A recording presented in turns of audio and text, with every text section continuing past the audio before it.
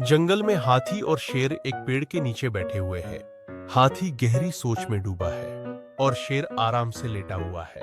हाथी सोचते हुए, यार शेर, तुम्हें कभी ये ख्याल आता है कि हम दोनों कितने अलग हैं? शेर आंखें बंद करके, हाँ, पर यह तो सच है कि हम दोनों जंगल के राजा हैं। हमसे कोई टकरा नहीं सकता। हाथी सिर हिलाते हुए, हाँ, तुम सही कह रहे हो, लेकिन देखो, तुम तो भागते नहीं हो, चलते हो। मुझे तो दौड़ने का मौका ही नहीं मिलता। अगर मैं दौड़ने लगूं तो मुझे लगता है कि जंगल का रास्ता ही उल्टा हो जाएगा।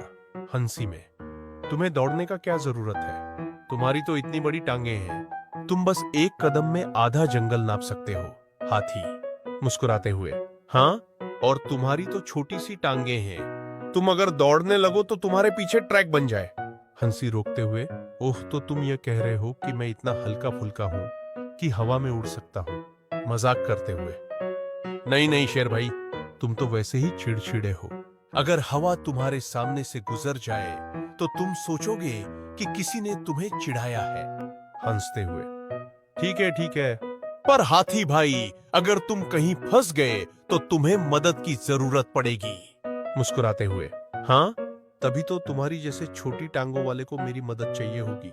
दोनों हंसते हैं और जंगल में एक दूसरे से दोस्ती की मजाकिया बातें करते हुए चलते हैं। समाप्त। हाथी हाथी और चींटी की मजेदार कहानी। एक बार की बात है, एक घने जंगल में एक हाथी और एक चींटी रहते थे। दोनों अच्छे दोस्त थे, लेकिन उनके आकार में काफी फर्क था। हाथी बहुत बड़ा था और चींटी बहुत छोटी। एक दिन हाथी और चींटी जंगल के किनारे पर एक साथ चल रहे थे। अचानक हाथी ने चींटी से कहा, तुम तो बहुत छोटी हो। चींटी मुस्कुराई और बोली, बिल्कुल, मैं तुमसे बड़ी चुनौती ले सकती हूँ। अगर तुम चाहो तो हम दोनों के बीच दौड़ का मुकाबला हो सकता है। हाथी हंसी के साथ बोला, तुम दौड़ में मेरे साथ मुकाबला करना चाहती हो? यह तो असंभव है।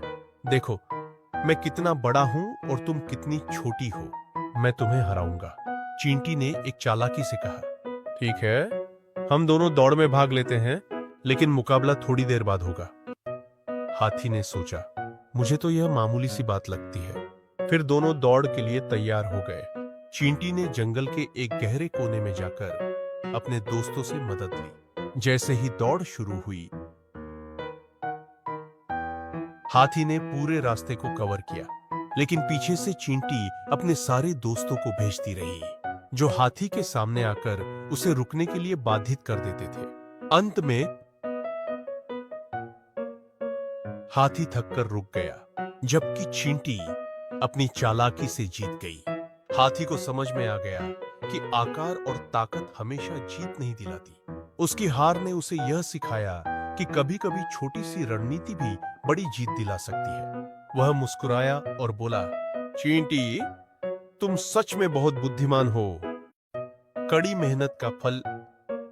छोटे से गांव में एक लड़का रहता था, जिसका नाम रोहन था। वह गरीब था, लेकिन उसकी मेहनत और लगन बहुत ज्यादा थी। वह स्कूल में सबसे अच्छा छात्र था, लेकिन उसके पास पढ़ाई के लिए किताबें या सामग्री नहीं थी। फिर भी उसने कभी हार नहीं मानी। एक दिन स्कूल में एक महत्वपूर्ण प्रतियोगिता का आयोजन हुआ। यह प्रतियोगिता पूरे जिले में थी और जीतने वाले को एक बड़ी स्कॉलरशिप मिलने वाली थी। रोहन ने ठान लिया कि वह इस प्रतियोगिता में भाग लेगा। उसके पास पढ़ाई के लिए कोई खास संसाधन नहीं थे, लेकिन उसने पुरानी किताबों और अपने दोस्तों से मदद लेकर तैयारियां शुरू की। रोहन दिन रात मेहनत करता और किसी भी मुश्किल को अपने रास्ते का रोड़ा नहीं बनने देता। प्रतियोगिता के दिन जब वह मंच पर था, तो उसे बहुत घबराहट हो रही थी, लेकिन उसने अपने आप को संभाला और अपने ज्ञान का पूरा प्रदर्शन किया। अंत में रोहन ने प्रतियोगिता जीत ली और उसे एक शानदार स्कॉलरशिप मिली। यह जीत सिर्फ एक पुरस्कार नहीं थी, बल्कि यह उसकी मेहनत और समर्पण का परिणाम था। रोहन ने साबित कर दिया कि अगर मेहनत सच्ची हो और लक्ष्य स्पष्ट हो, तो कोई भी मुश्किल हमें हमारे सपने पूरे करने से रोक नहीं सकती। रोहन की यह कहानी हमें यह सिखाती है कि हालात चाहे जैसे भी हों, अगर हम अपने लक्ष्य को लेकर ईमानदार और मेहनती हों, तो सफलता जरूर मिलती है।